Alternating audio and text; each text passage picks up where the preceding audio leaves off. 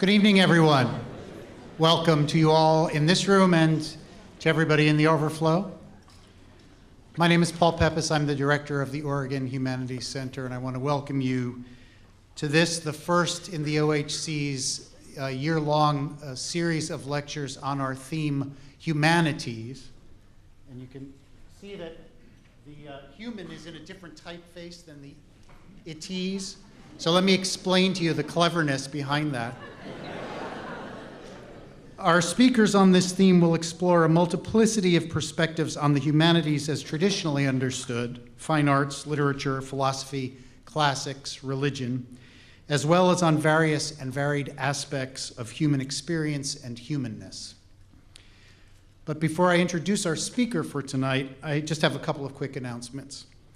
As always, we have an information table right over there where people can find out about upcoming OHC-sponsored and co-sponsored events and where you can sign up for our mailing list. Our speaker has graciously agreed to take questions following the talk and to do a book signing. Because we're live streaming the lecture, people will need to come to the microphones in the aisles. There's one there, there's one over there, to ask your question. It's important that you speak into the microphone so people who are watching online can hear you, and also to maximize the likelihood that everyone who wants to ask a question can ask a question. We ask you to keep your questions and to make them as concise as you can make them.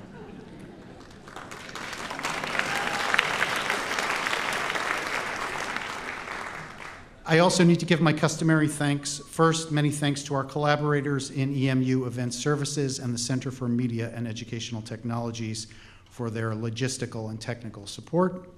Special thanks, as always, to the OHC's amazing staff, our Associate Director, Julia Hayden, our Program Coordinator, Melissa Gustafson, our Communications Coordinator, Peg Gerhardt, and our Student Assistant, Claudia Sneathan. Last but not least, I want to thank our generous donors and patrons for their financial support. If you want to join their ever-growing ranks in supporting new research in the humanities and great public programs like this, please pick up a donation envelope from the information table on your way out tonight. Without the diligent help of our great staff, collaborators, and supporters, the OHC would never be able to organize events like this and host world-class scholars and public intellectuals like our speaker tonight, Reza Aslan, writer, commentator, professor, and scholar of religions. Aslan will deliver this year's Cressman Lecture. The Cressman Lecture was inaugurated in 1994 with a generous bequest from former UO anthropology professor and archaeologist Luther S. Cressman. The inaugural Cressman Lecture was delivered by N. Scott Momaday in 1996. The lectureship's goal is the presentation and illumination of fundamental humanities issues that confront societies centrally occupied with science, technology, and business. Reza Aslan is an ideal speaker to inaugurate our consideration of humanities and to illuminate fundamental humanities issues confronting our society today, pressing issues that deserve and demand serious and searching attention. Aslan is the author of No God But God, The Origins, Evolution, and Future of Islam, Beyond Fundamentalism, Confronting Religious Extremism in the Age of Globalization, and most recently, Zealot, The Life and Times of Jesus of Nazareth. He's also the editor of the groundbreaking literary anthology, Tablet and Pen, Literary Landscapes from the Modern Middle East. Not only a brilliant and prolific author and editor, Aslan is a frequent commentator and expert on religion, faith, and identity in the popular media, as well as the executive producer of the talk show Rough Draft with Reza Aslan and the ABC drama of Kings and Prophets, and CNN's upcoming documentary series Believer. In addition, he is the co-founder of Boom Gen Studios, a transmedia storytelling company that promotes entertainment relating to the people and cultures of the greater Middle East.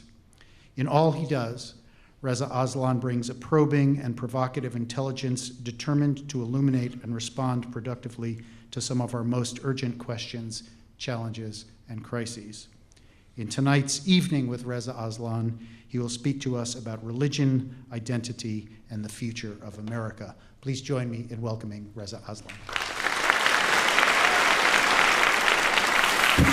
Thank you. Thank Thank you, everyone. Hi. Hello. Thank you. What a pleasure it is to be here in Oregon. I came off a plane from Los Angeles and I was like, what is this substance falling from the sky? It's like is it the apocalypse? No, really, it's been great. I've had a wonderful day here. I had a chance to talk to some professors and some students, and really delighted to be here before you tonight. I'm just gonna grab Paul, is this your water? Is this my water? Is it? It tastes like you. Is it? It's okay. It's all right. We're friends. So I should just begin just right at the top and admit something to you, that I am an immigrant. I just want to, just in case, I'm clearly here to steal all your punditry jobs, all the punditry jobs that Americans don't want to do. I was born in Iran. My family came to the United States after 1979, after the Iranian Revolution. Grew up mostly in the Bay Area in the 1980s. Not sure if you remember the 1980s. Not the best time in the world to be Iranian or Muslim in the United States. As opposed to now when it's awesome. It's great now. It's great now. This was, of course, the height of the Iran hostage crisis, right? 444 days in which Americans were being held hostage in the U.S. Embassy in Tehran. And, for a 7-year-old kid trying his hardest not to be weird, to fit in as much as I possibly could, it was important for me to distance myself as much as possible from my culture, my heritage, certainly my religion. I've admitted on numerous occasions that I spent a good part of the 1980s pretending to be Mexican, which tells you how little I understood America, by the way. It didn't help. It didn't help at all. At all. But, for me, it was this kind of unusual experience of seeing, not just navigating, America at a time in which my very identity was being used to not just be demonized, but to sort of stand for everything that is un-American. But as a child, having to navigate this and maintain, some sense of who I am. For instance, I'll tell you, when I was a kid, I was a big wrestling fan, WWF, it's not called that anymore, but WWE wrestling. And all my friends were Hulk Hogan fans, right? They all loved Hulk Hogan. And then this was my guy. I was... the Iron Sheik. You don't remember this guy, just trust me. But basically his job was to be the evil guy that, when Hulk would turn his back, he would hit him with a chair, cheat. And then people would yell, USA, and then Hulk Hogan would beat the crap out of him. And this was my guy. This was my childhood. It's rooting for this guy. In my 20s, I had to go through the whole process of having my culture, my race be the bad guy in every single movie, which, was kind of hilarious for me, except for one movie. And I'm going to really date myself right here because a lot of you probably don't remember this movie. But do you remember this movie, Not Without My Daughter? Do you remember this movie? Yeah, the old people in the room remember this movie. Sally Field? No? Ringing a bell? This was this movie about this American woman who marries this nice-seeming, normal Iranian man, and it's wonderful, and he's such a good guy and such a sweetheart. And then they go to Iran. And then, wow, the evil comes out, and, he, takes away her daughter and stuff like that. This movie ruined my sex life. Absolutely destroyed. My dating years, the peak dating years, this movie destroyed it. I am not joking. I can't tell you how many women I would date, and then the second date, they'd be like, I can't really see you anymore because my mom saw Not Without My Daughter. This was my childhood. But, to be perfectly honest, for me, it wasn't that hard to feel American, despite all of this, despite the fact that my race and my ethnicity and my culture and my religion were constantly being used to define everything that is not American, for me, it didn't really work. I mean, I felt as American as everybody else. See, that's what's kind of remarkable about the American national identity. It's not based on any kind of homogeneity. In other parts of the world, the national identity is deeply embedded in a sense of, cultural homogeneity or ethnic homogeneity, racial homogeneity, but not here. A country that is made up of immigrants can't really rely on that kind of sense of collective identity to define ourselves. And so we use something a little bit different, a little bit more, slippery, which is that we define ourselves, we define our national identity based on adherence to a set of common values, a set of common principles. It's a beautiful idea. It's kind of, frankly, remarkable that it's worked for 200 and something years, but it works.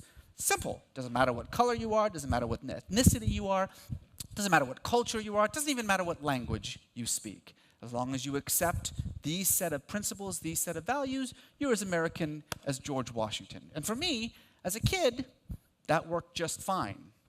I had no problem negotiating my Iranian identity with my American identity.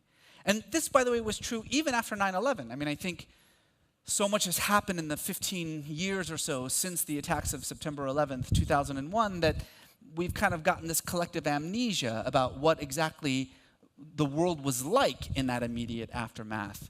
And the fact of the matter is despite the predictions that you heard about this massive backlash against Muslims, that never happened.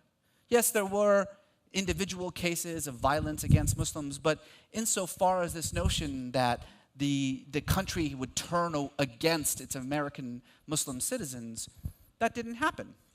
On the contrary, what you heard most often in those days, if you recall, was that if we are fighting this war of ideology, this war of ideas, then frankly, the best weapon that we have at our disposal is the 3.5 million or so Muslims who are so thoroughly integrated into American society that they should actually be in the forefront of this conflict of ideas, this battle of ideas. But then over the last few years, over the last 5 or 6 years or so, things have started to change, and the polls sort of speak for themselves. Survey after survey has shown unprecedented levels of anti-Muslim sentiment in the United States, the highest it's ever been.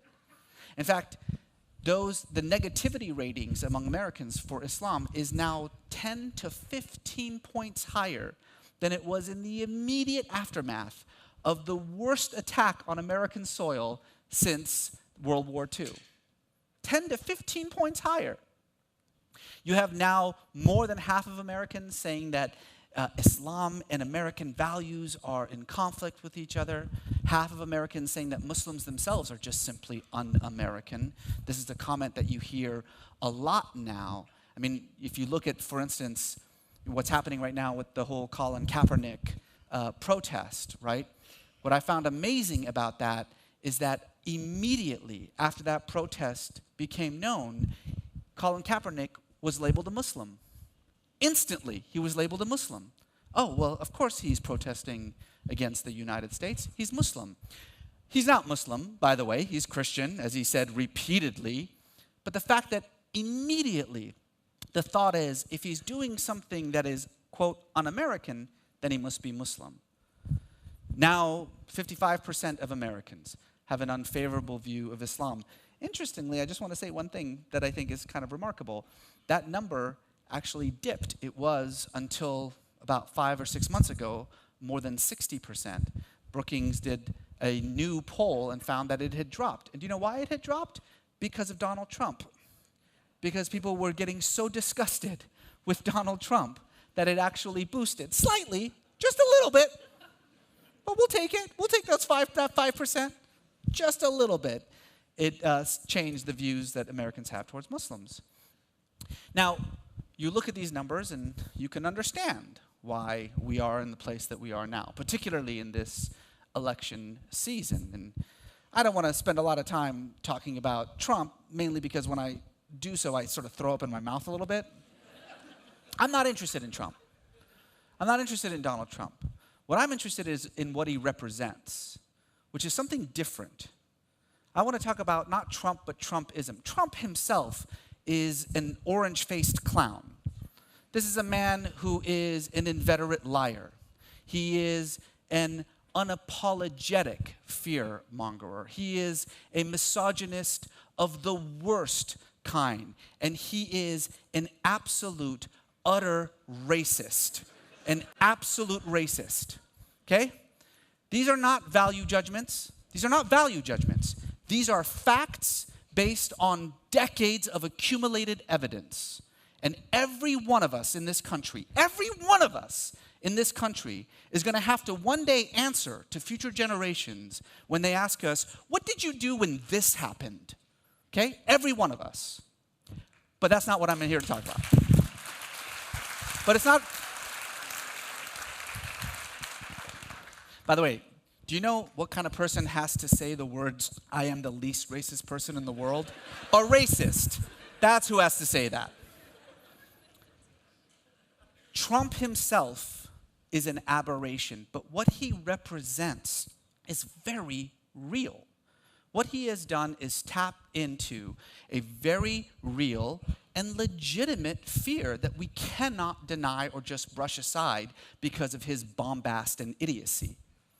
And that fear is what I want to talk about here. Because that fear is palpable. It's a fear that is rooted in a sense of loss, of racial identity, a sort of feeling of being adrift in a new kind of socioeconomic climate, a changing racial landscape in this country. The fact that the country doesn't feel like it did to a lot of people. And of course, just a random fear of other. Now, we may disagree with these fears. We may think that they're irrational. All fears are in one way or another irrational. But we can't just simply brush them aside. Because no matter what happens at the end of this election, Trumpism is a phenomenon that is here to stay, and we have to deal with it. Now, this fear can be felt across the country in individual situations, individual interactions. We've seen it over and over again in these sort of viral videos, things like this. You are terrorists. Every one of you are terrorists. I don't care what you say. I don't care what you It's a little bit, can we turn it up a little bit? You can say whatever you want. But every Muslim is a terrorist. Period. Right now. Shut your mouth. I don't want to hear your mouth. I'm done with you. Everything that I will do, everything that I can do to keep you from doing what you're doing will happen. That will happen. This, if you remember, was from a little bit earlier in the year, a local council meeting where there was plans to just enlarge a mosque that had been in the community for many, many years, and it completely fell apart as a result of this. That man, listen to that man. He is afraid. That is the sound of fear. This is the sound of fear. A lot of us here are using either pig's blood or bacon grease on our bullets, packing it in the middle. Why? So that when you shoot a Muslim, they go straight to hell. That's what they believe in their religion. Don't fuck with white people. You see? Yeah, I see it. What if there's a group of them? Then how would you do it?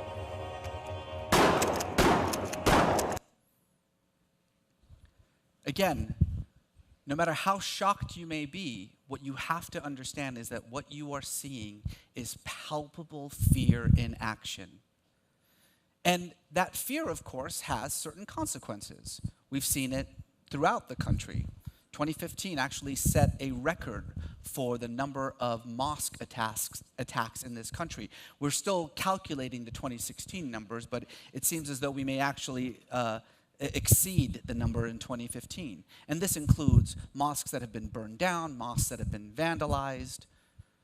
One of the more sort of popular new ways of doing this now apparently is wrapping mosque doors in bacon. Have you heard about this? This is kind of just a quick note to any Islamophobes who may be listening here in the audience or out in the virtual world. Bacon isn't like Muslim kryptonite. I've always sort of wondered, like, what is it that you think happens if you, like, put bacon on a mosque door? You know what we do when you put bacon on our mosque doors? We remove the bacon. That's what we do. Just a heads up. Of course, threats, attacks against Muslims, and just this year alone, we have seen this actually get to the point where we've had actual murders of Muslims by white supremacists, by people who feel as though they are acting in fear. So what is it? What are they afraid of? Well, the easiest answer, obviously, is that they're afraid of Islamic terrorism. They're afraid that Muslims are out to get them, that their very lives, the lives of their loved ones, are under threat by Muslims in this country. And while it's certainly true that when you look at what's happening in large parts of the Muslim world, particularly in the Middle East, the violence that has just torn through that part of the world, that these are fearful things. There is a legitimate source of worry and fear there.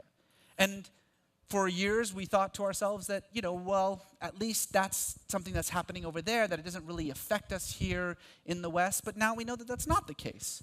We've seen these actions take place in Europe.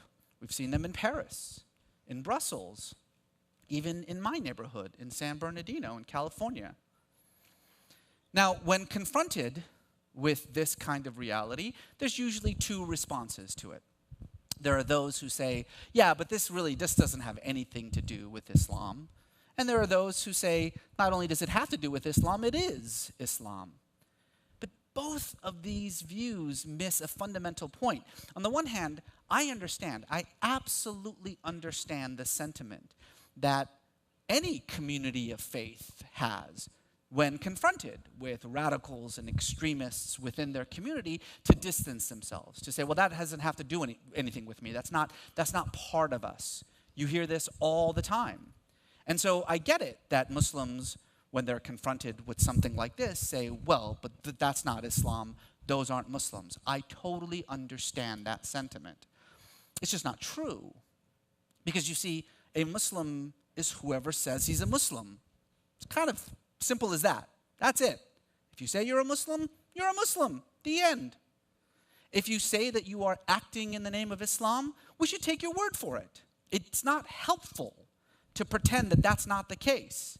It keeps us from actually dealing with the very real cancer that has taken root within the Islamic world, this cancer of violence and terrorism. To pretend that it has nothing to do with Islam is ridiculous. Religion is a root cause of religious violence. That's why we call it religious violence. Now, I will say that we are much more likely to make that connection when the religion is Islam than when the religion is something else. So, for instance, when Anders Breivik massacred more than 70 people, 69 of them children. 69 children this man killed because he thought of himself as a Christian warrior fighting an existential battle against the Islamic takeover of Europe. Not a lot of people talked about the Christianity of that part. In fact, most often what we heard was, well, he's insane. He's a little bit crazy. He was radicalized by politics.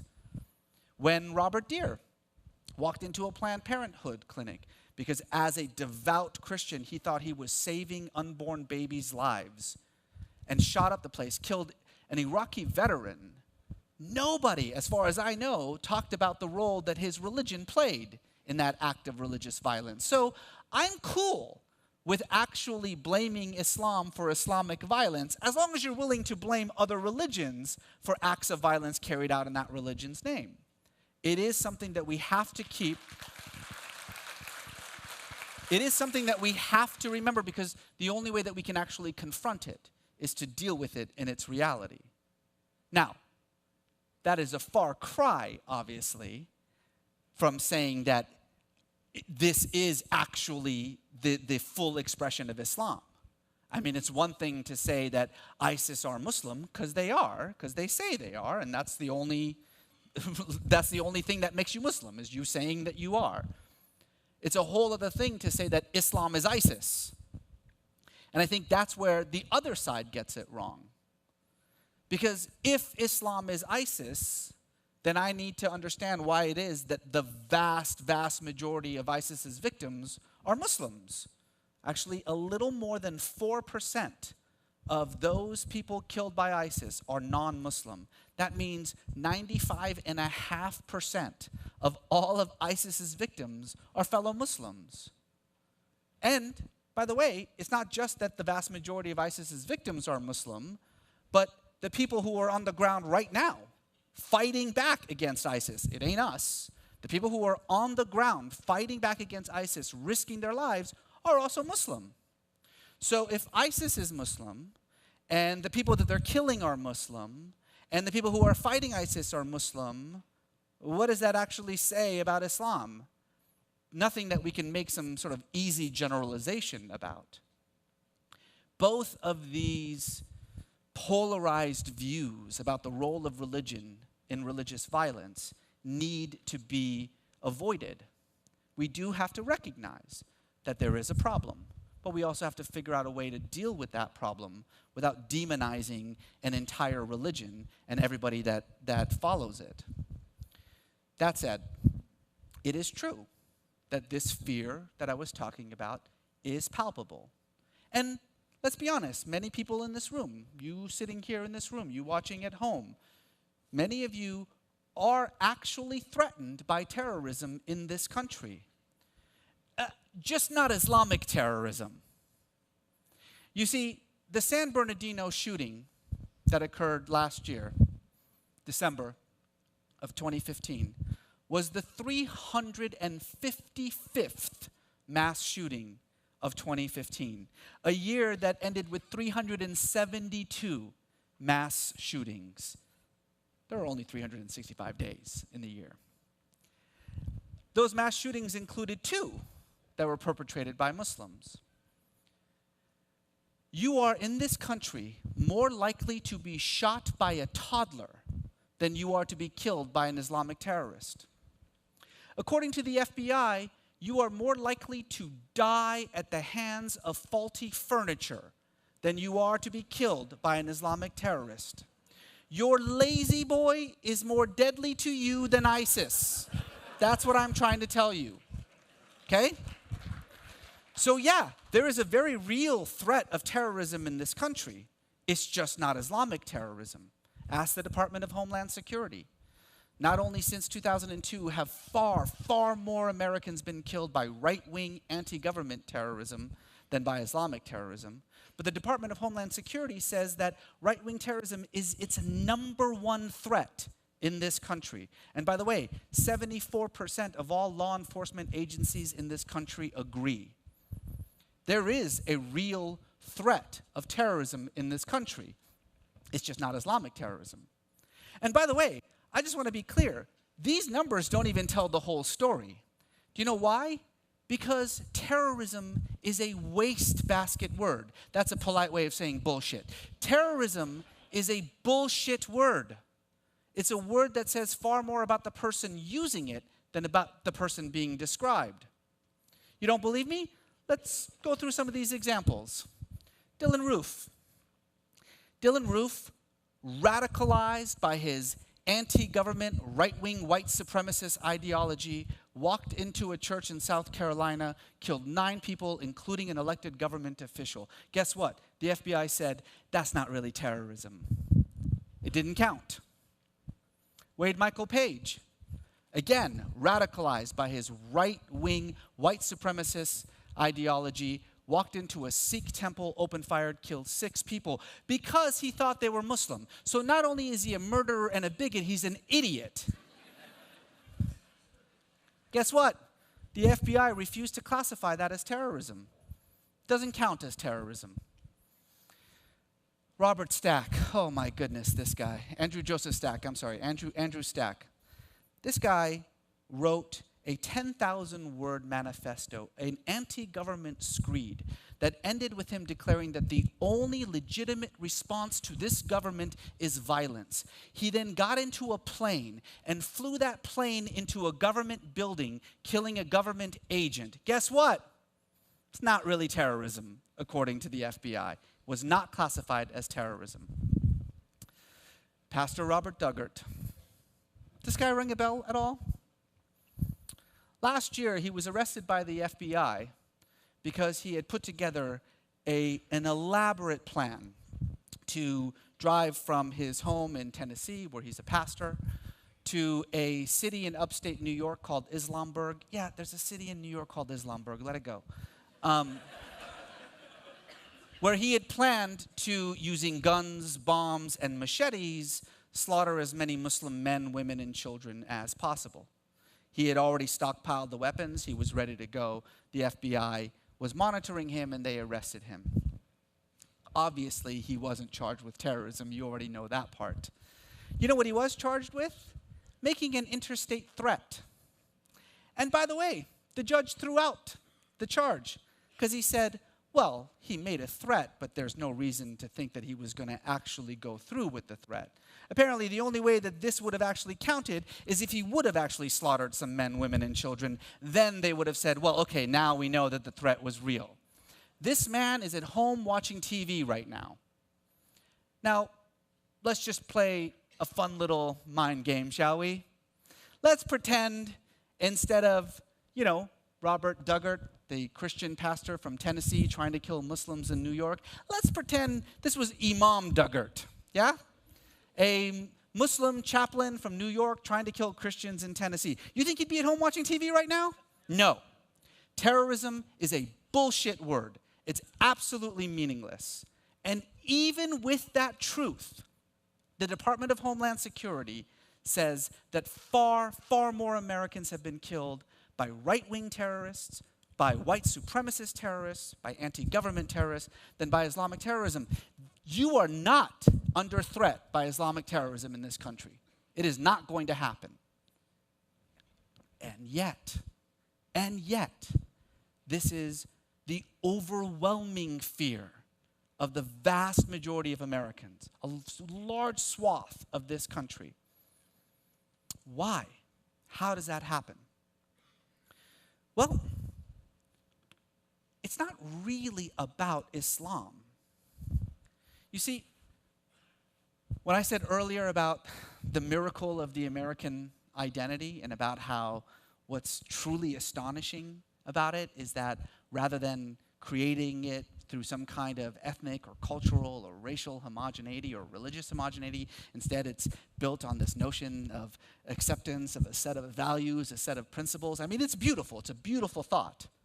It's just that in times of societal stress, it becomes kind of difficult to actually figure out what exactly those values are. The identity becomes somewhat slippery. We have seen this happen throughout American history.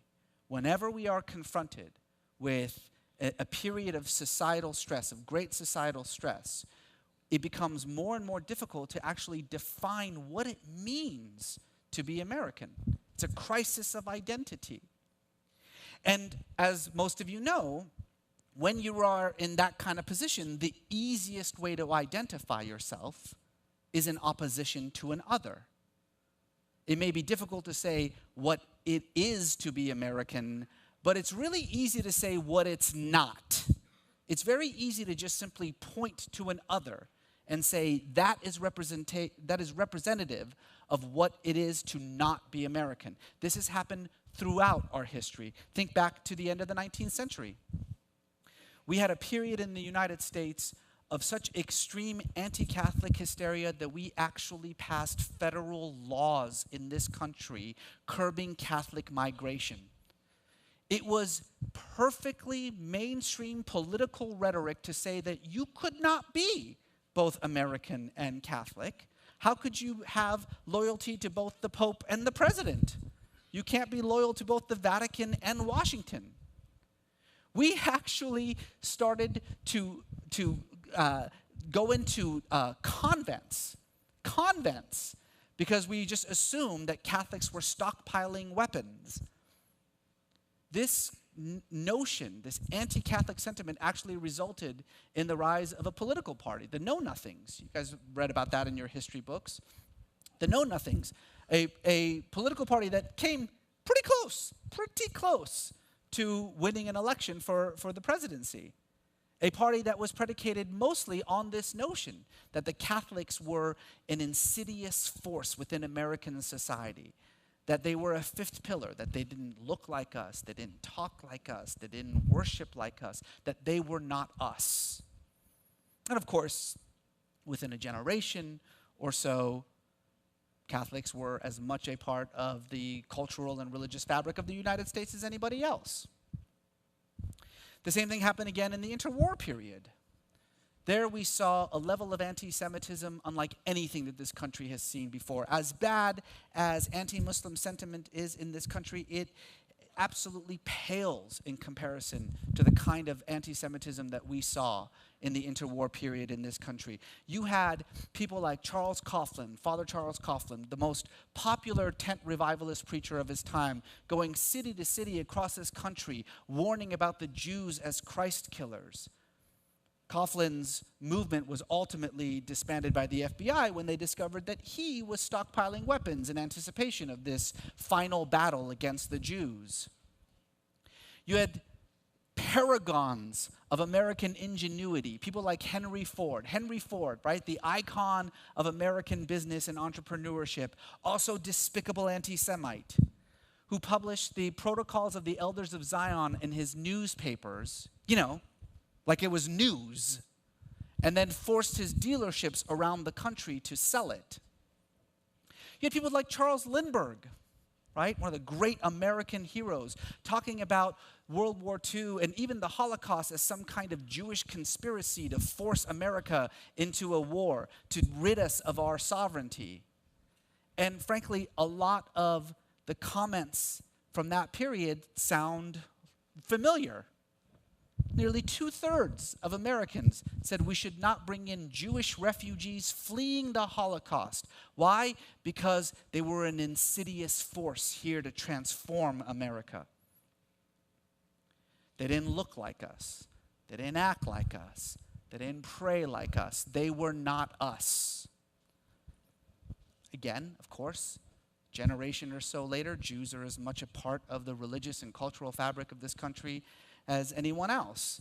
And those people who a generation before would have probably stood shoulder to shoulder with people like Henry Ford and Charles Coughlin now constantly talk about the Judeo-Christian values upon which this country was built. And for those of you who are not scholars of religion, Judeo-Christian means Protestant, in case you were wondering.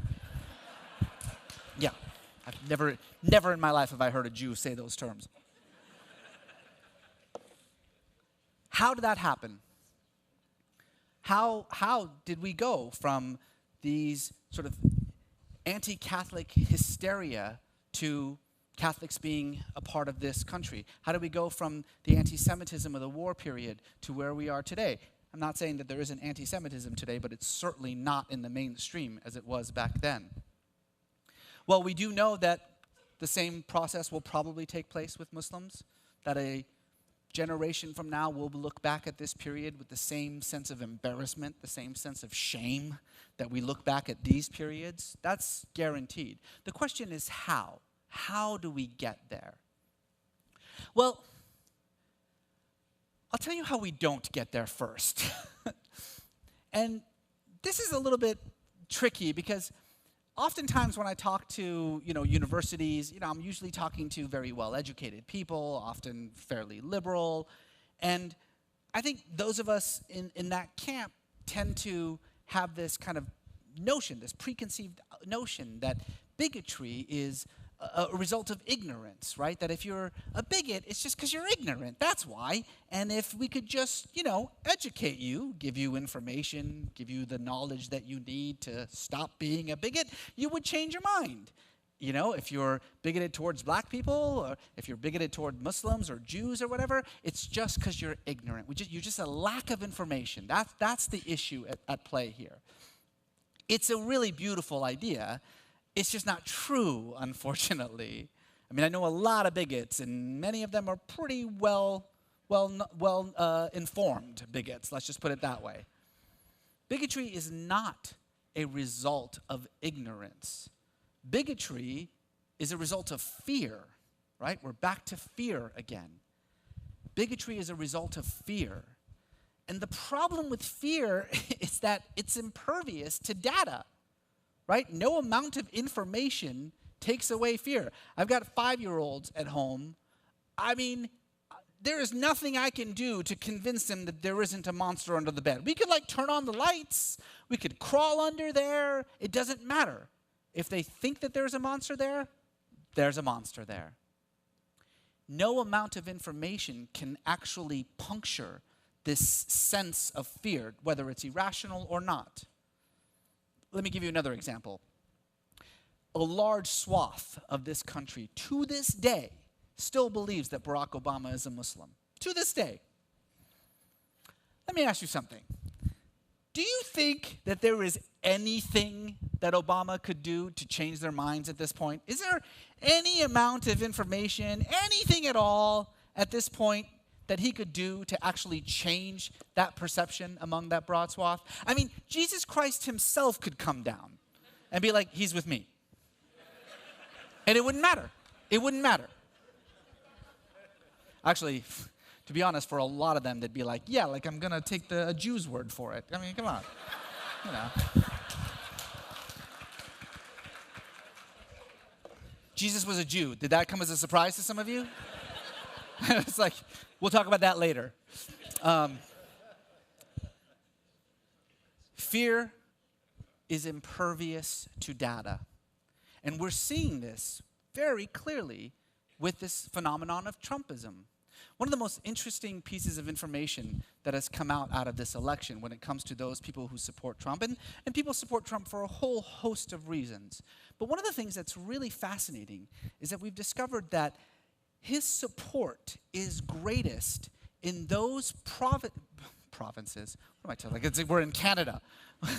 In those precincts that are the least racially integrated, that have the least number of immigrants, and that are the furthest away from the Mexican border. Isn't that weird? So in other words, this overwhelming fear of Mexicans coming into the United States, of immigrants taking our jobs, of the sort of racial politics that is at the root of so much of Trump's political position, the places in which that resonates the most are those places that are least affected by those things.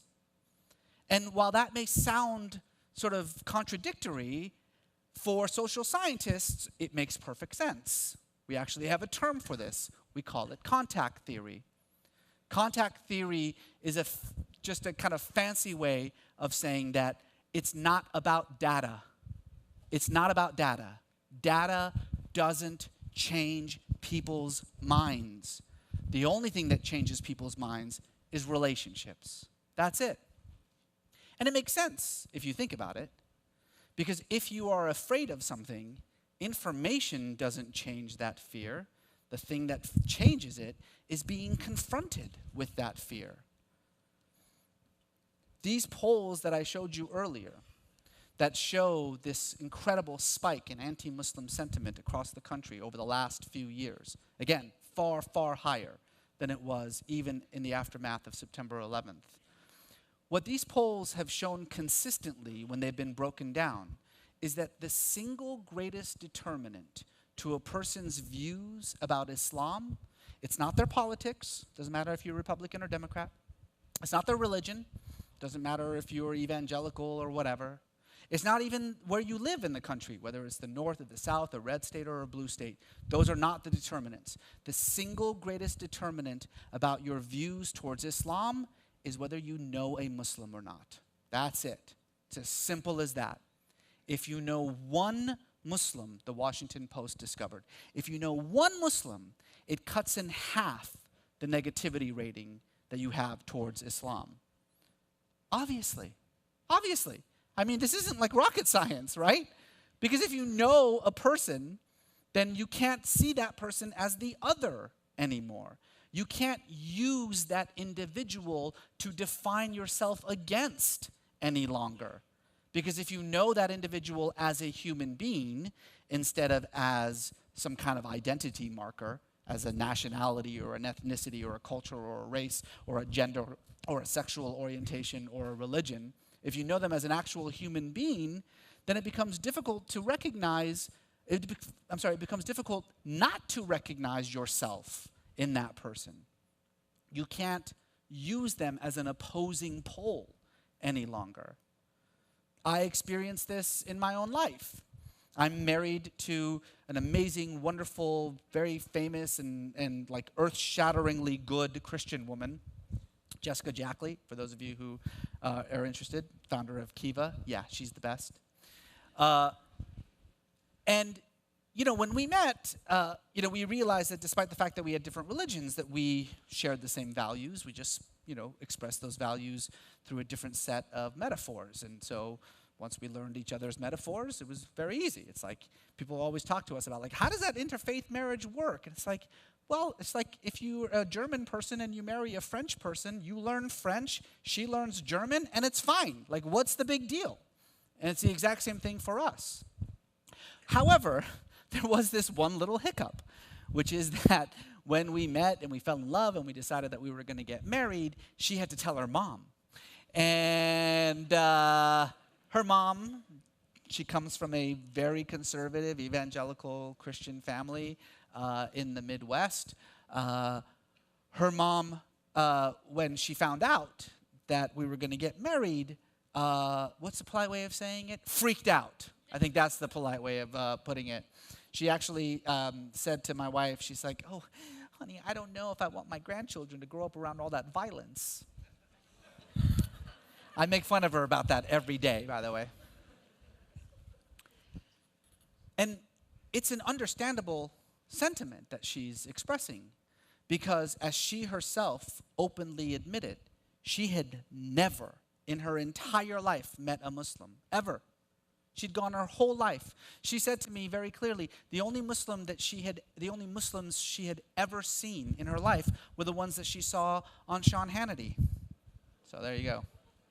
Actually, worse than that, she referred to Sean Hannity as a journalist. I was like, what? Come on. Sean Hannity doesn't call himself a journalist. But it makes perfect sense. I mean, if the only Muslim that you see is the Muslim that you see on television, then obviously that's how you're going to understand Islam and Muslims. Nick Kristof very famously said that, you know, the way that the media works is that it's built to tell you about the plane that crashed, not the plane that lands. So if the only thing that you know about planes is what you see on the news, you would just assume every plane crashed, because that's how the news works. It's not their fault. It's just that's the function that they serve. And of course, within just a few minutes after finally meeting me, all of her preconceptions, everything that she thought she knew about Islam and about Muslims, all of it went away. And now we have the greatest, I mean, I love my mother-in-law. How many people can say that? I love my mother-in-law. I actually like want to hang out with her and stuff. Also because it's free babysitting. Obviously, right? I mean, obviously, when you know a person, when you see a person as a human being instead of an opposing pole, then you have no choice but to draw a connection with them. Data doesn't matter, relationships matter. Now, I'm not saying that data is totally unimportant, that information or knowledge or education is unimportant. I am a professional educator. I'm actually contractually obligated to say that education is important. Like, they take away your tenure if you say otherwise. And so I've got the data. I could talk to you about data all day. I mean, the data speaks for itself. As I mentioned, there are, little more than 3 million Muslims in the United States. It's about 1% of the population of this country. So for, you know, those of you worried about the inevitable Muslim takeover of America, why don't we wait till we get to 2%? Okay? We'll get to 2%, then we'll take the White House. Again.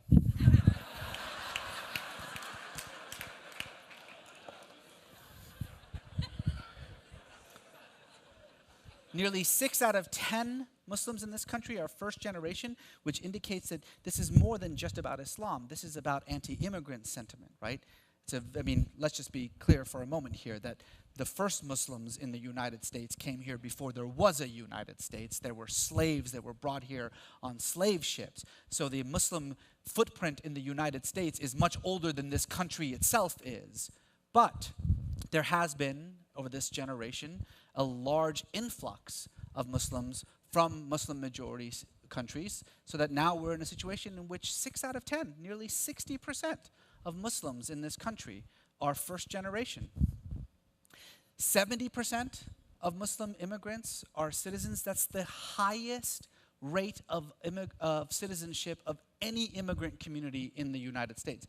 By the way, while we're on the subject, also the highest rates of literacy, the highest rates of education, and the highest wealth. The median income for a Muslim household in America is larger than for a non-Muslim household in America. And I bring that up not to be gauche, but I bring that up because this is the United States of America, and as we now know, as the Supreme Court told us, your money is your vote.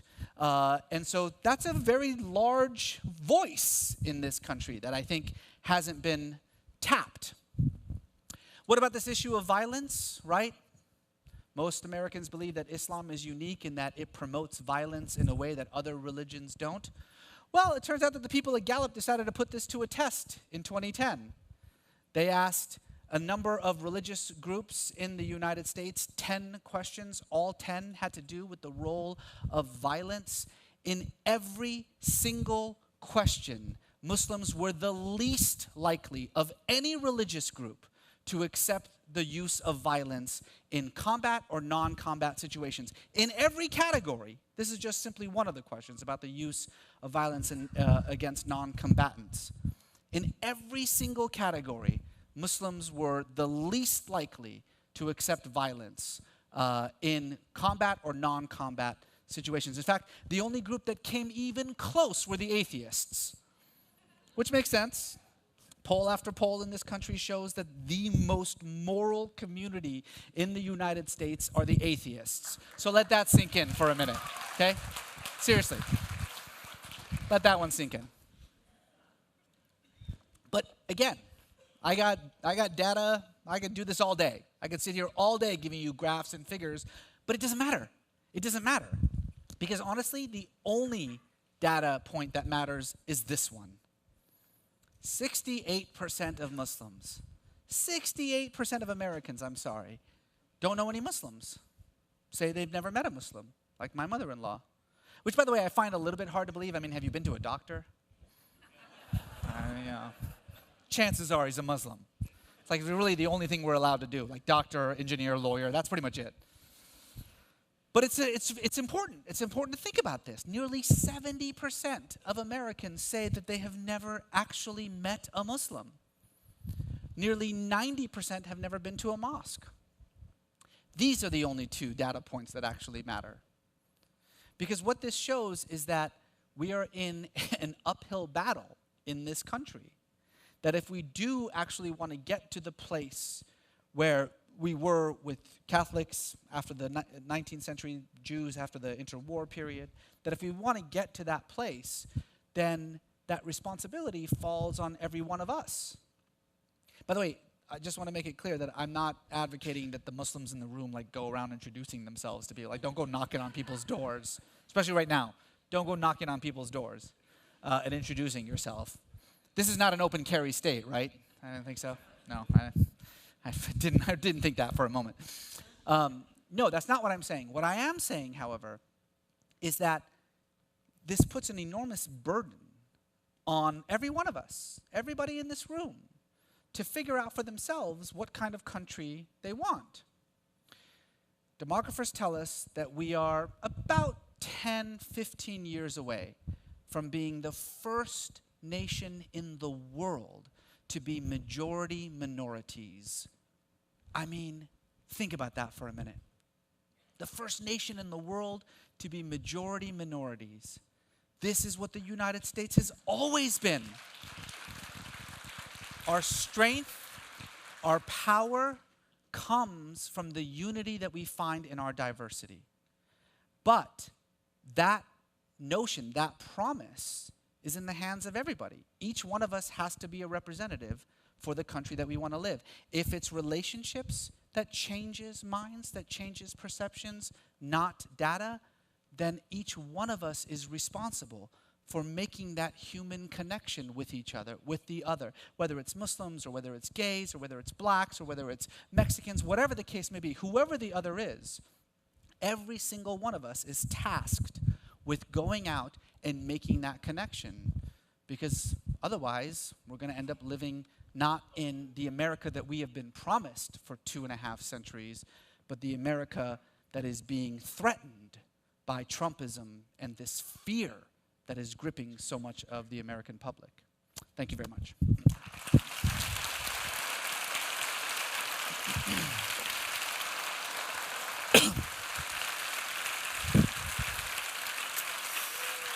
Okay.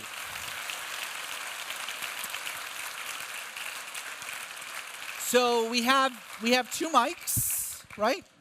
And I guess you can just kind of walk up to those mics and ask me any question you want to. I don't mind. And if you got a statement, you can make a statement. I find sometimes statements elicit like a better conversation than questions do sometimes. Yes, ma'am. Hello. Can everyone hear me? I can hear you. Okay, my name's Habiba, and I'm a Muslim. Hey! I like how you did that like this is an Alcoholics Anonymous meeting. You know? That was the plan. I've been a Muslim for 18 months now. I found it really interesting what you were saying about fear and that being kind of the very sum of what causes bigotry. My question is really for Muslims living in America, while those bigots are figuring out their fear, which could take a really long time, do Muslims have a responsibility, you think, to help them overcome that? And if so, what should Muslims in small town America or big town America be doing to help them? This is such a tricky question because as a Muslim and as someone who talks to a lot of Muslims, particularly young Muslims, this notion that you hear so often, particularly from the elders and the people who are preaching the kinds of things that I'm preaching, usually involves making each individual Muslim a representation of their entire religion, and that's a lot to ask. That's a really lot to ask. To ask some 16-year-old Pakistani American teenager to answer for like every horrible thing ISIS does every time it does it is absurd, and I completely sympathize with this kind of movement, this no apology movement that you hear so much about from young Muslims, that it's not my job to apologize for what Muslims do. It's not my job to defend Islam. Like, I'm just a kid, just leave me alone, I want to mind my own business. I totally get that, absolutely sympathize with it. I would say, on the other hand, that we are in a situation in which our very identity, our very sense of self, is not only being demonized, it's being marked as quintessentially other. It's being seen as the enemy. And as uncomfortable as that situation is for a lot of us, it does create, I think, a burden and a responsibility.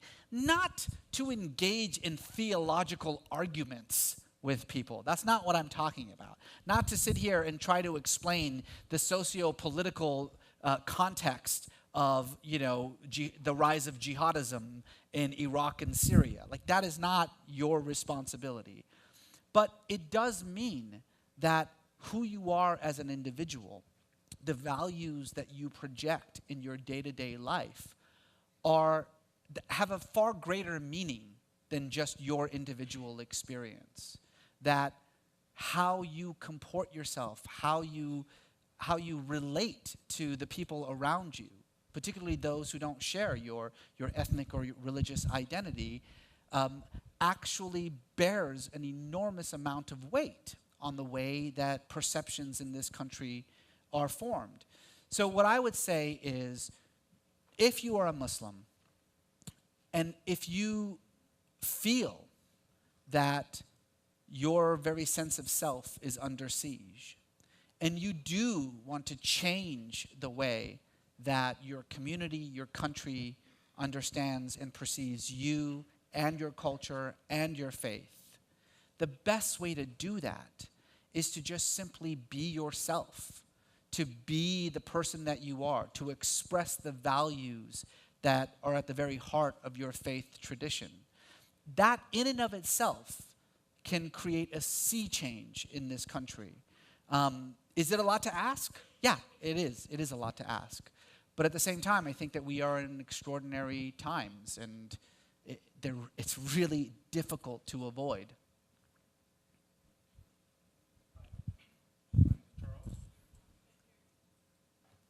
Is that working?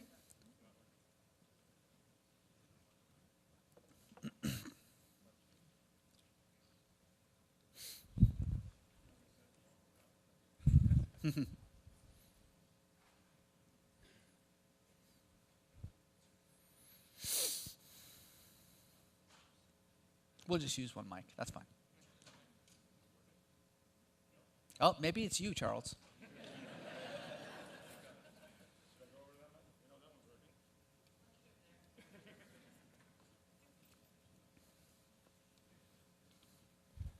Hi, Okay, there we go. I'm Charles. I'm really glad to see that you're saying the things that you're saying. My question is, how much do you think you're reaching outside of the bubble? Are you just preaching to the choir when you talk to everybody when you go around? Maybe in this room.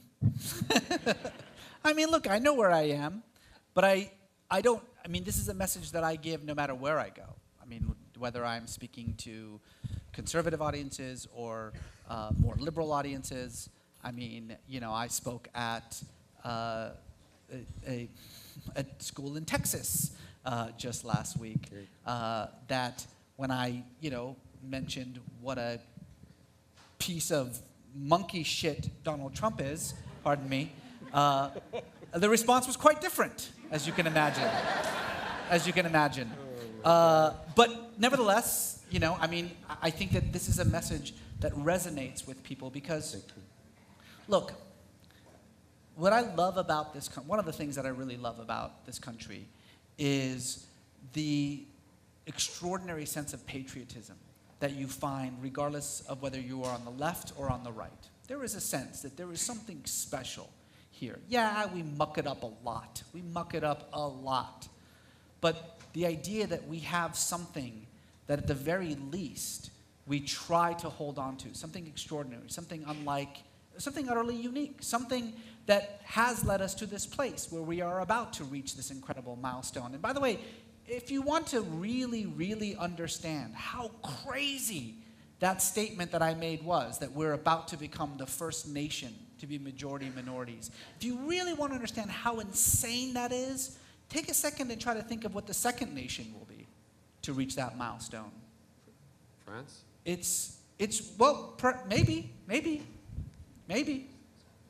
I mean, the difference between the United States and France is precisely that sense of identity that I was saying. Here, what we say is that identity is organic. It's about the values that we hold dear and about the way that we come together based on those values and principles. In France, they say, we will tell you what those values are. Yeah. And you change your culture and your identity so that it fits with what we say it's supposed to be. That's not how it works around here. It really is quite miraculous. What I'm trying to say is that where I really find common ground, regardless of the political affiliation of the audience that I speak to, is in this understanding of what it is that makes America extraordinary and unique, and the responsibility that all of us have to maintain what is a very fragile thing. You know, I mean, I think, you know, we've had a little more than 200 years of this, and so we just assume that this is a permanent state of affairs. That's not how it works.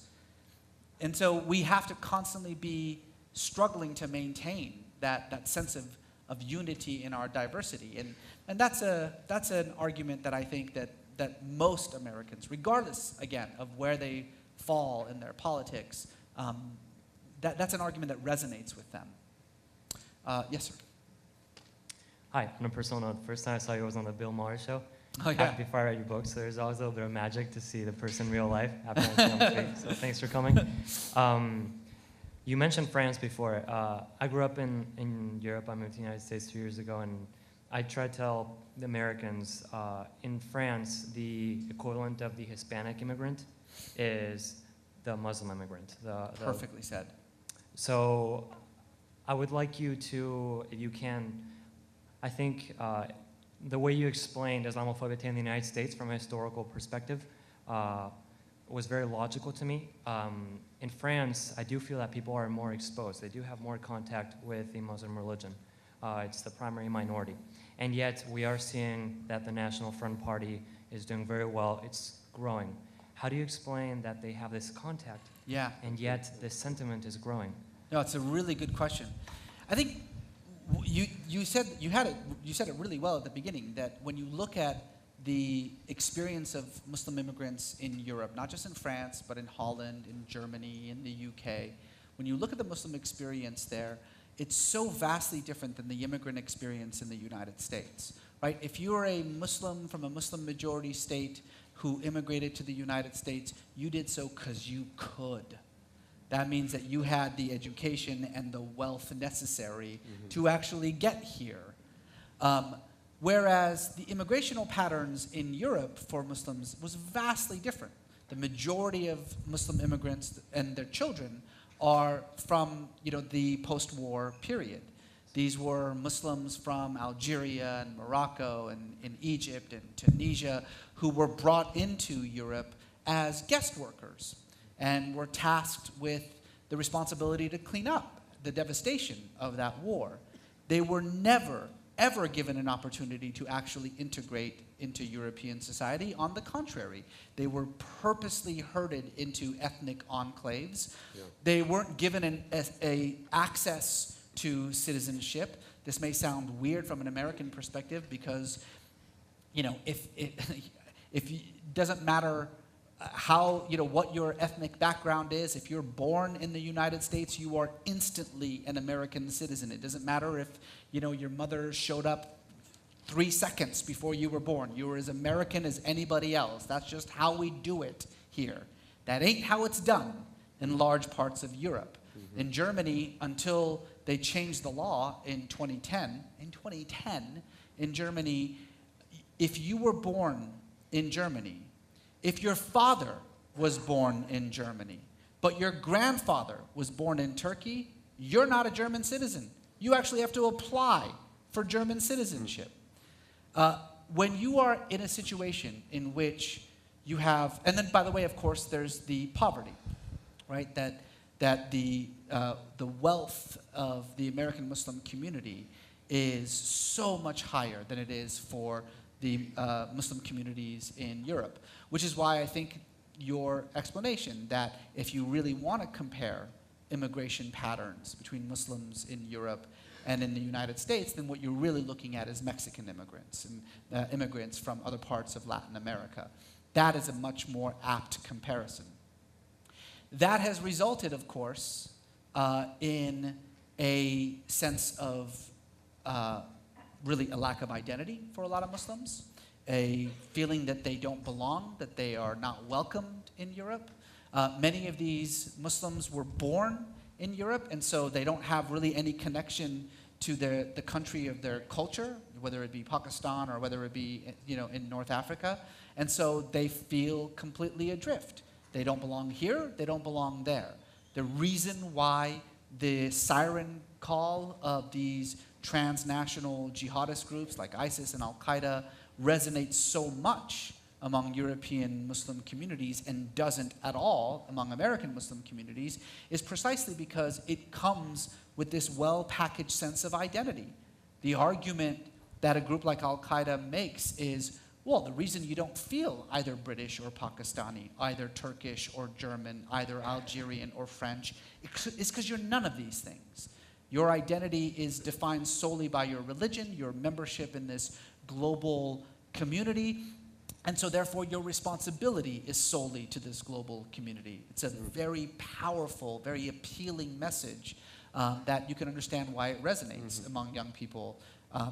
And particularly when you live in a country like France, as I said, I was making jokes about it, but the fact of the matter is that France and the aggressive secularization that they impose upon their citizens makes life very difficult for a lot of Muslims who want to actually express their religious identity. Now, I get it that the argument of the French is, well, we apply these rules equally, right? So the fact that a girl cannot go to a public school in France if she chooses to wear a headscarf is not really anti-Muslim bigotry, because we wouldn't let her wear, a crucifix either.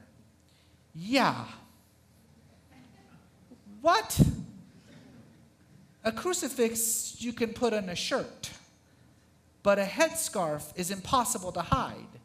So that just means that you have no access to that schooling if you choose to express your religious identity. And so we have these absurd situations like the burkini ban, which is just atrocious in every way. You have a government that essentially says, well, if you choose to cover yourself, it's clearly not your choice. It's clearly something that is being imposed upon you by someone else. So therefore, we're going to force you to not wear it. This is seen, rightly so, as an attack on a person's very sense of self, a very sense of identity. And it results, as we have seen over and over and over again, in these violent outbursts, this backlash among French Muslims.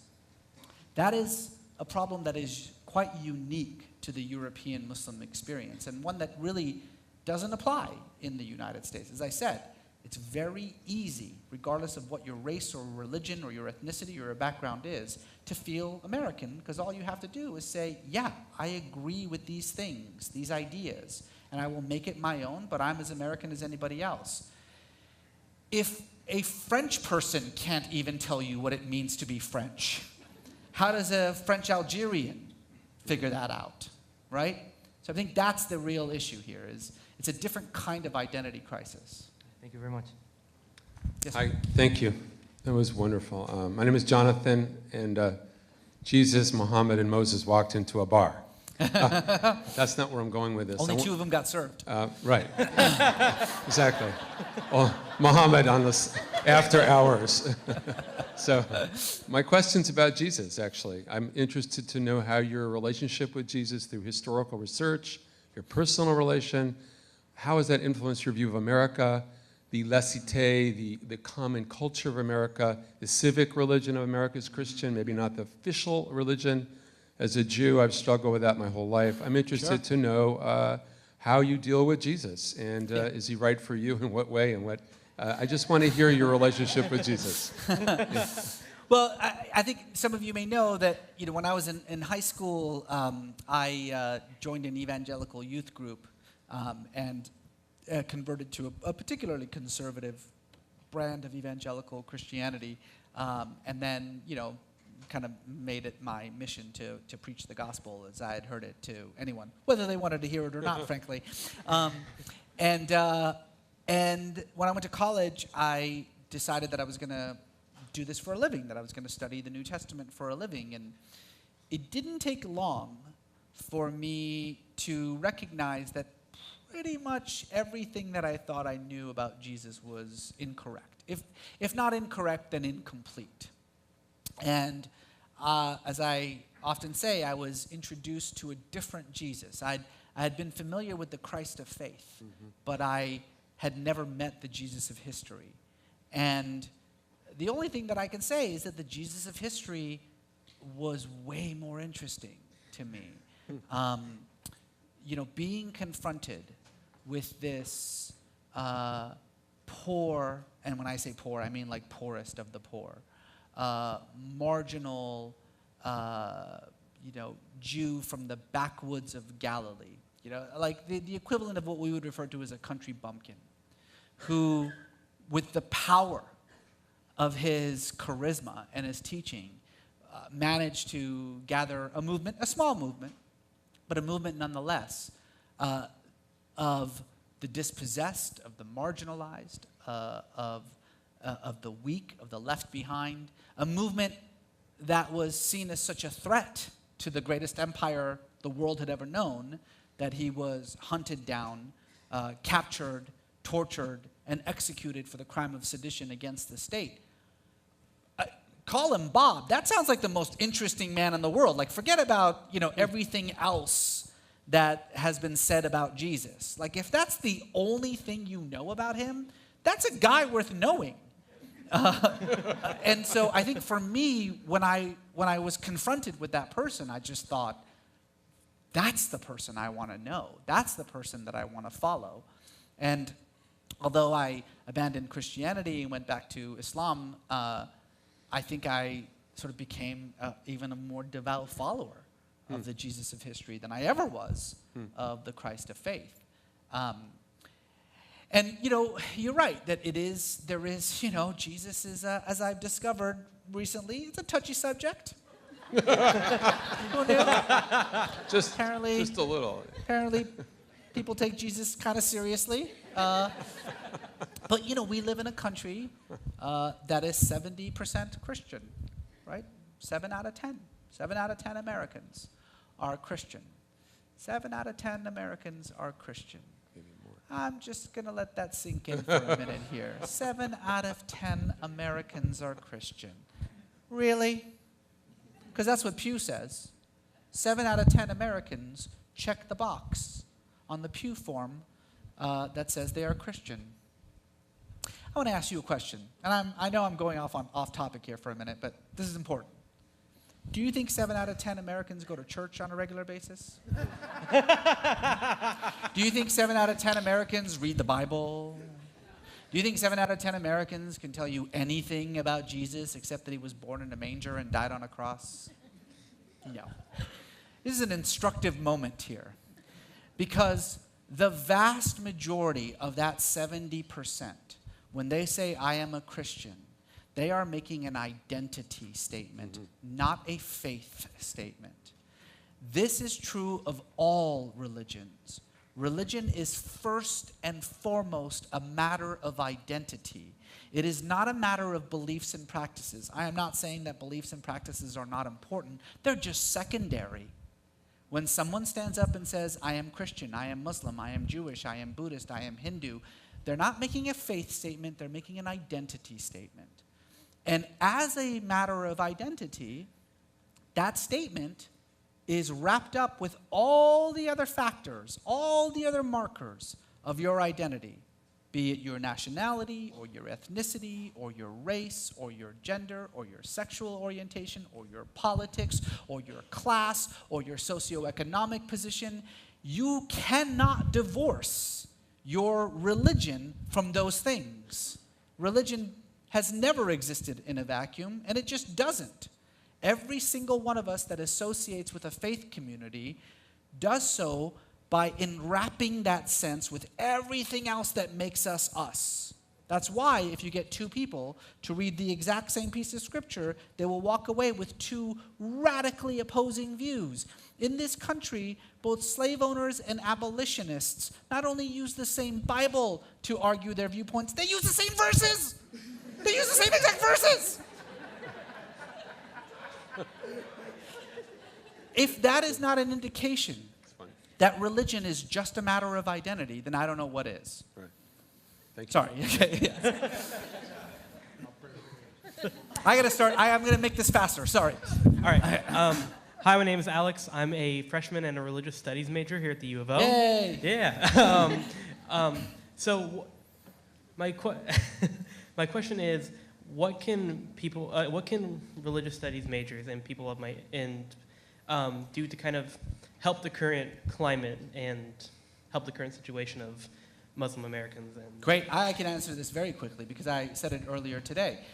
I think the most important skill that any student, regardless of what your discipline is, can learn is religious literacy. We are in a world in which an increased number of people are beginning to identify themselves by their religion, right? More and more people are giving primacy to their religious identity than to their national identity. right? 100 years ago, a person would say, well, I'm Egyptian and I'm Muslim. I'm American and I'm Christian. 100 years later, you're more likely to hear, well, I'm Muslim and I'm also Egyptian. I'm Christian and I'm also American. That is an extraordinary phenomenon, and it's happening all over the world. And it requires, I think, regardless of again, what field you're going to, whether it's politics or law or entertainment or business, whatever, in a globalized world, if you lack religious literacy, you are not in a position to succeed in the world that we live in now. So good for you that you're studying religion, but regardless of what you're studying, you should at least take one religion class. Take one world religion class. Trust me, it'll benefit you. Thank you.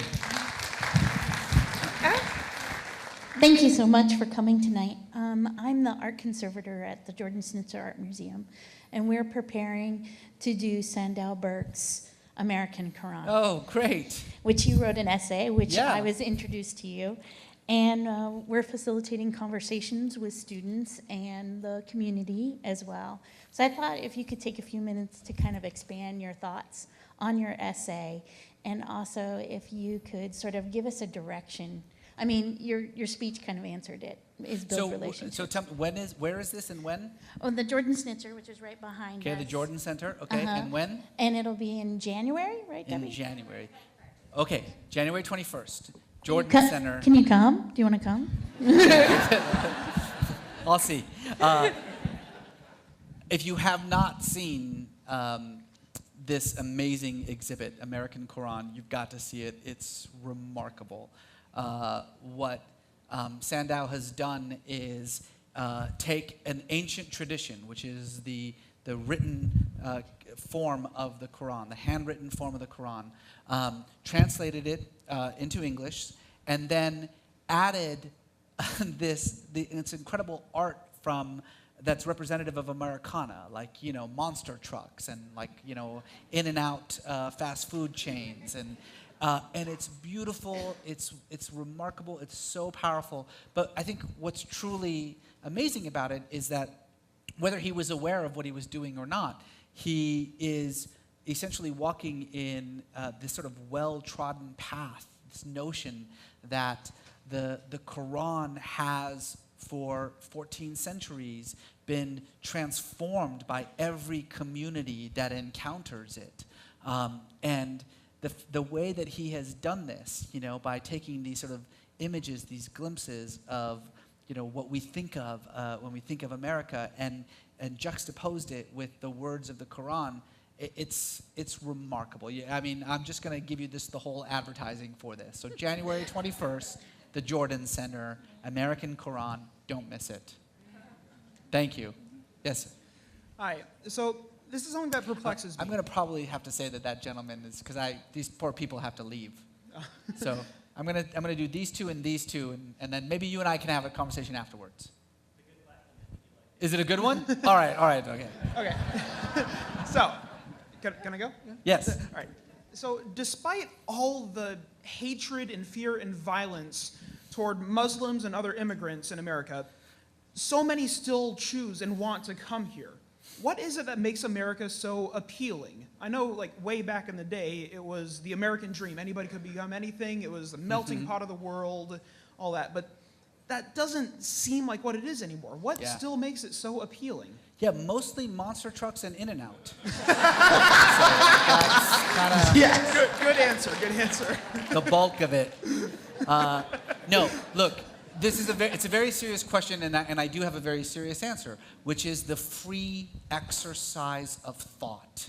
I know for most Americans, I wasn't born here, okay? I came here when I was 7 years old. I spent a good deal of time as a legal immigrant, and then I was an illegal immigrant for a long, long time. And I became a citizen when I was 23 years old. So I was a conscious adult when that decision was made. When those questions were asked of me, when I was asked, will you defend the Constitution with your life against all enemies, foreign and domestic? That was a serious question to a person who could answer it in a conscious way. And I answered yes. And I think that the reason is because this notion that you're in a place where you could express yourself, your beliefs, your views, your ideas, without fear of reprisal, without fear of government censorship. It's such an unusual thing, even in the so-called developed world. I know that we're hearing all this conversation. Trump is talking about, I'm going to sue the newspapers. Yeah, that's not how it works in America. That is how it works in Europe. You can sue a newspaper. There are these very loose libel laws in Europe. You can say whatever you want to here. In Germany, if you say that only 5 million Jews were killed in the Holocaust, you can go to prison. Now, that's a lie. 6 million Jews were killed in the Holocaust. It's absolute nonsense. But if you want to be a anti-Semite, espousing anti-Semitic views, as grotesque as those views are, it's cool in America because you have free exercise of thought. That is extraordinary. And I don't think that we can diminish it in any way. Yes, okay, economic situations have changed, and you're right, the American promise isn't what it was before. But that aspect, the notion that here you can think what you want, you can express how you feel without fear of reprisal, I can't explain to you how unique, how extraordinary that is. That's why people still come here. Thank you. Yes, sir. Dr. Aslan, thank you so much for being here tonight.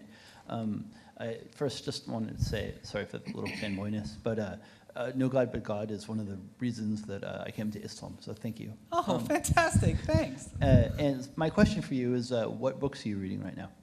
What am I reading right now? Well, I'm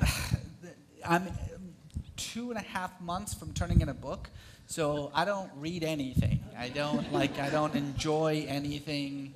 I pretty much hate everything. That's pretty much my life right now. I hate myself. If you've written a book, you know exactly what I'm talking about. I'm at that place where I just loathe it all. But mostly when I do read, I read fiction. That's what really kind of animates me. Even when I'm working on nonfiction, fiction, especially fiction writers who understand the craft of sentence formation. Right? My writing professor said something to me that I have always remembered as sort of the foundation of my writing process, which is that writing happens at the level of the sentence. And so for me, all I care about is a beautiful sentence. That's the only thing I don't care what the story is, it doesn't matter. If you've got beautiful sentences, I will read you forever. So that's kind of where I am right now. Thanks, though. Thank you. Yes. Yes, glad to have you here, sir. Comment and a question. John Boyajian, grandson of immigrants and Marine veteran, and fair to Donald, well, there may be some of us that feel the same adjectives apply, to the good sir here, especially the last one. Now, in fairness, rebuttal. Thank you.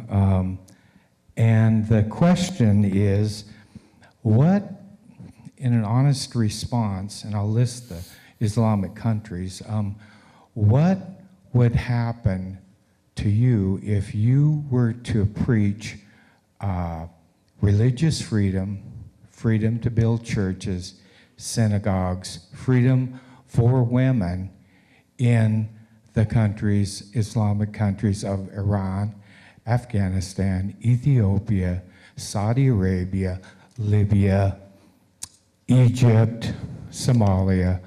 What would happen to you? And thank you. Yeah, that's a really good question. So let's take those countries one at a time. Ethiopia is a Christian country, but besides Ethiopia, what would happen if I preached it in Saudi Arabia? I would I'm an American citizen, so I can do anything that I want to. But let's pretend that I'm not an American citizen, okay? Let's pretend that I'm not an American citizen, and I preached what I preached today in Saudi Arabia. I would be in serious trouble. I would probably be arrested and never heard from again in Saudi Arabia. What would happen to me in Somalia? Nothing. What would happen to me in Egypt? I'd probably run for office. What would happen to me, what was the other, in Afghanistan? Honestly, I would just probably get the hell out of Afghanistan as fast as possible right now. Not a great time to be in Afghanistan. No, I'm joking, but I do want to emphasize this because this is really an important point, that oftentimes when we talk about the problem of Islam and issues of lack of human rights, etc., lack of women's rights, these are very real phenomena that have to be taken seriously. But we have to take them seriously in a country-by-country way. So often when people say, oh, the problem with Islam is that, women aren't allowed to drive.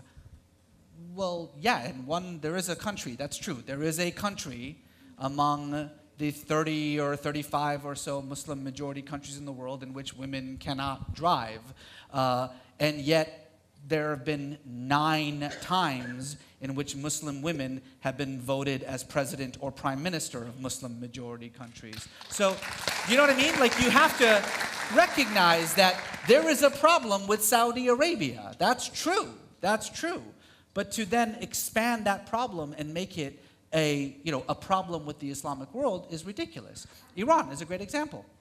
Absolutely true. Women do not have the same legal rights as men in Iran, and that's a travesty. It's atrocious. At the same time, there were actually, until the previous election, more women in the Iranian parliament than there were women in both houses of the US Congress combined. And the Iranian women's movement is unquestionably the most vibrant, robust women's movement in all of Islam.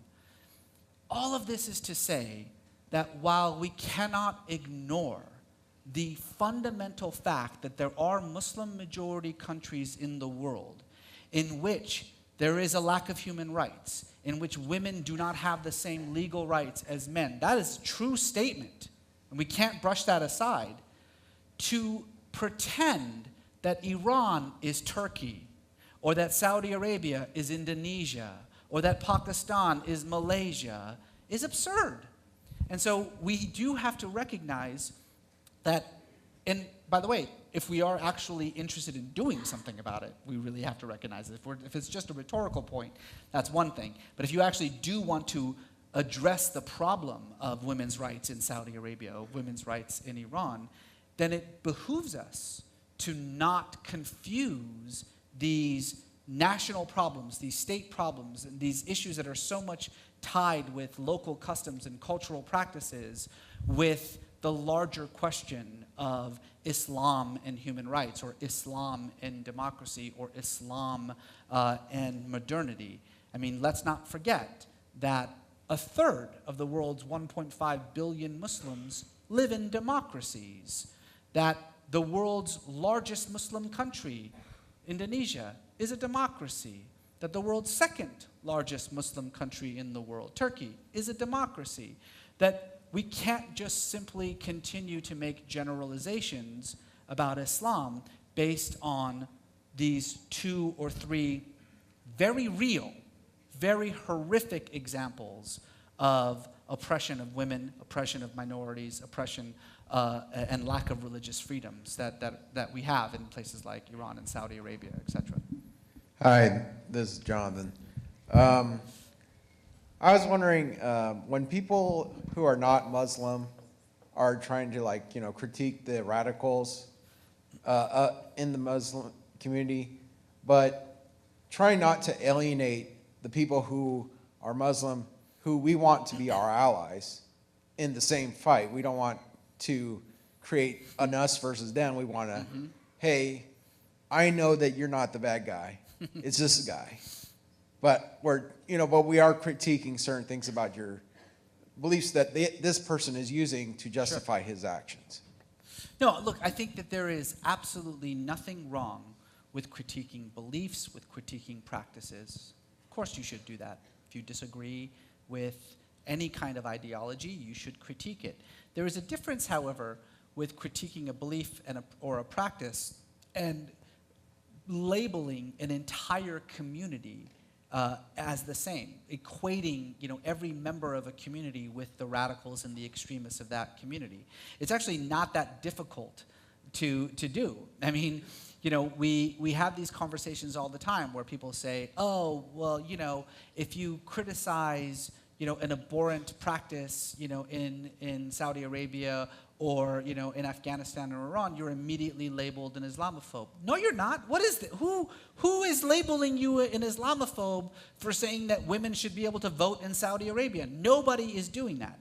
It's when you then say that this is inherent to Islam, and so therefore all Muslims feel as though women should be degraded or marginalized. That's when you're called an Islamophobe, because you are making absurd generalizations based on extreme examples. It's pretty simple. And that, by the way, is true of all generalizations, I would say, regardless of whether you're talking about a religion or a race or a culture. All right, well, thank you. Okay, this better be good. I mean, I'll do it. I'm really like... Okay. I just want to say salam alaikum. Alaikum salam. Yeah, thank you for coming. It's a great talk and something we all need to hear. This is a very secular audience that we have here in Eugene, and I'm hoping maybe you'd be willing to say something about Islam, what it means to you, something positive about it that would close the night out. I am a person of faith. I believe that there is something beyond the material realm. I believe that whatever that thing is palpable, it's knowable, and I seek to know it. I seek to commune with it. I recognize that that thing is utterly beyond the human experience. It is inexpressible in the extreme. And so I need some way to express it.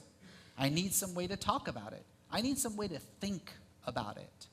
And so I require a language to help me, not just to understand it, but help me to communicate this feeling, this knowledge that I have that there is more beyond the material realm. The language that I use has to be a language of symbols and metaphors, because there's no other way to talk about this thing except in metaphorical terms, except in symbolic terms. Well, this is the great thing about religion, is that it's a ready-made set of symbols and metaphors. It's a language that's there for the taking if you want to. It allows you to communicate these fundamentally inexpressible ideas to other people and have a conversation about them. So pick a language. It doesn't matter. It doesn't matter whether you're speaking French or German or Spanish. You're saying the exact same thing. Pick a language, whether that language is Christianity or Judaism or Buddhism or Islam or whatever. It makes no difference. Don't confuse the metaphor for the thing itself. And for me, the language that I like, the symbols and metaphors that make the most sense to me, are the symbols and metaphors that are given in Islam. But I don't think that Islam is more true. I don't think Islam is more right or more correct. The Buddha once said that if you want to strike water, you don't dig 6 one-foot wells. You dig 1 6-foot well. Right. Islam is my 6-foot well. But the Buddha also recognized that the water that you are drawing from is the water everybody is drawing from. So pick a well, but recognize that the water is universal. Simple as that.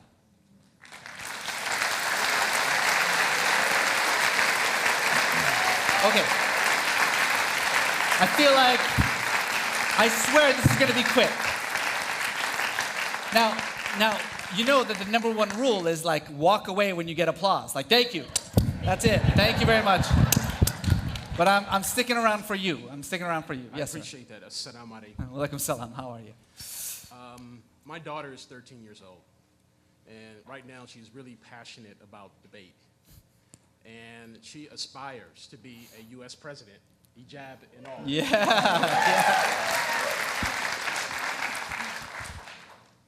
But will we vote for her? Is America ready to vote a Muslim woman, hijab and all, to the presidency of the United States? Thank you. Yeah. You know what? I think that's a question for every one of us to consider. Absolutely. Thank you for that. Thank you, everyone. Good night.